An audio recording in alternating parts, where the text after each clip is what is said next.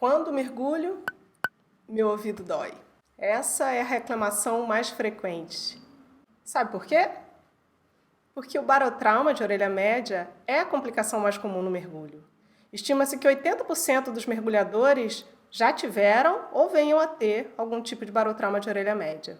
Olá, eu sou Carla Torres, eu sou médica otorrinolaringologista e tenho formação em medicina hiperbárica e hoje eu vou te explicar como ocorre e, o mais importante, como evitar o barotrauma de orelha média. Não tem como entender como o corpo humano responde ao mergulho sem entender um pouquinho de física. Primeiramente, vamos relembrar o conceito de pressão. O peso de toda a coluna de ar da atmosfera sobre os nossos corpos exerce a pressão de uma atmosfera quando estamos ao nível do mar. Por outro lado, pelo fato de ser muito mais densa do que o ar, a pressão exercida por 10 metros de coluna de água é igual a uma atmosfera.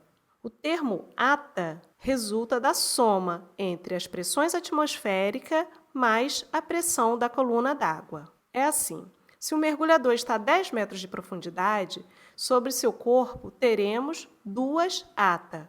Um da pressão atmosférica mais um da pressão dos 10 metros de coluna d'água. A 20 metros, 3 ATA. A 30 metros, 4 ATA. E assim sucessivamente. De acordo com a lei de Boyle, o volume de ar varia de forma inversamente proporcional à pressão.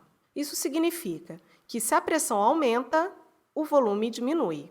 Como vemos aqui, no mergulho em apneia, onde o mergulhador vai ao fundo apenas com o ar de seus pulmões, se o volume pulmonar ao nível do mar tem 6 litros, a 10 metros, portanto, 2 ATA, ele terá a metade desse valor, ou seja, 3 litros. E a 30 metros, 4 ATA, terá 1/4 do volume inicial, ou seja, apenas 1,5 litro.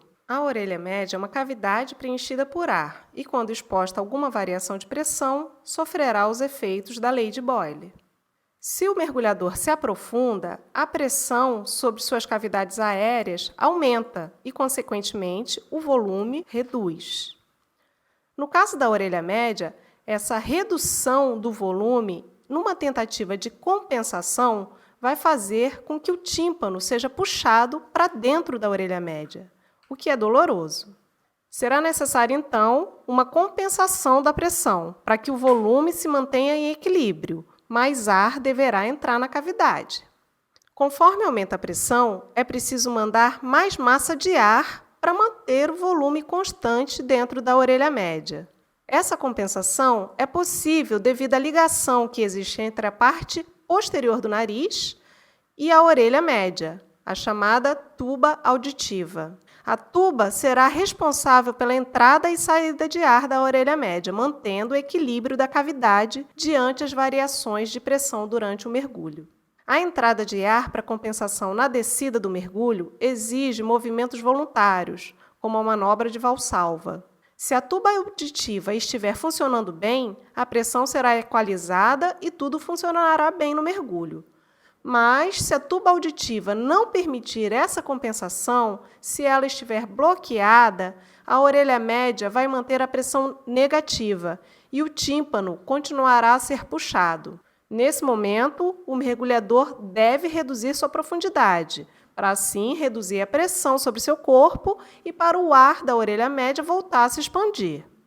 Caso o mergulhador continue a descer, apesar de sentir a dor no ouvido, isso poderá resultar na perfuração do tímpano. Quando o mergulhador sobe, ocorre redução da pressão ambiente. Então, o volume aéreo nas cavidades aumenta. Nesse momento, a saída de ar da orelha média pela tuba auditiva para que o tímpano não seja empurrado para fora pelo excesso de ar temporário que está ali dentro. Diferente da descida, na subida, a compensação é espontânea, a não ser que algo incomum aconteça.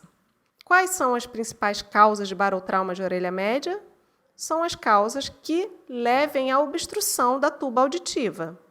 Por exemplo, obstrução nasal, pode ser algo temporário, como um resfriado, pode ser uma origem alérgica, Pode ter uma origem mecânica, como um desvio de septo muito grande, ou a presença de adenoides ou pólipos nasais. Erro de técnica de compensação é comum em casos de ansiedade, inexperiência, incompetência da tuba auditiva, que pode ser transitória por um processo infeccioso, mas pode ser permanente. Proximidade da superfície, já que a grande variação de pressão ocorre nos primeiros metros do mergulho. Velocidade do mergulho. Se o mergulhador aprofunda com muita velocidade, reduz a capacidade de adaptação das cavidades aéreas ao aumento da pressão. Isso aumenta a chance de barotrauma. E como fazemos para evitar o barotrauma de orelha média? Essa é uma boa pergunta. E aqui vão as dicas. Não mergulhe com o nariz congestionado. Corrija as obstruções mecânicas. Essa correção muitas vezes é cirúrgica, por exemplo, para desvios de septo e pólipos nasais. Evite fumar e não se exponha a substâncias tóxicas irritantes à mucosa nasal. Não faça uso de medicamentos vasoconstritores tópicos, aqueles famosos gotinhas no nariz, tipo Neosoro, sem a prescrição médica. Tenha o hábito de higienizar diariamente as narinas com solução fisiológica. Não realize manobra de valsalva na subida. Diferente da descida, na subida a compensação é espontânea, a não ser que algo incomum aconteça. Pratique as manobras de compensação na superfície e realize-as na descida, antes mesmo de sentir a pressão no ouvido. O barotrauma de orelha média é muito mais comum em mergulhadores inexperientes, mas isso não quer dizer que não ocorra nos experientes. Já que essas pessoas conseguem fazer com muito mais habilidade as manobras de compensação, elas costumam arriscar mais e, às vezes, mesmo sabendo que não estão compensando bem, insistem em mergulhar. Por isso, não é tão incomum ver barotrauma, inclusive chegando à ruptura de tímpano, em mergulhadores bastante experientes. E uma coisinha que eu não falei aqui nesse vídeo. O barotrauma é só na descida? Tem barotrauma de orelha média na subida, que é o chamado barotrauma de subida ou barotrauma reverso. Vou falar disso em outro vídeo. Se você gostou desse vídeo, dá um like, compartilhe com um amigo que pode ajudar quem sente dor no ouvido enquanto mergulha. Se inscreva no canal e fique bem.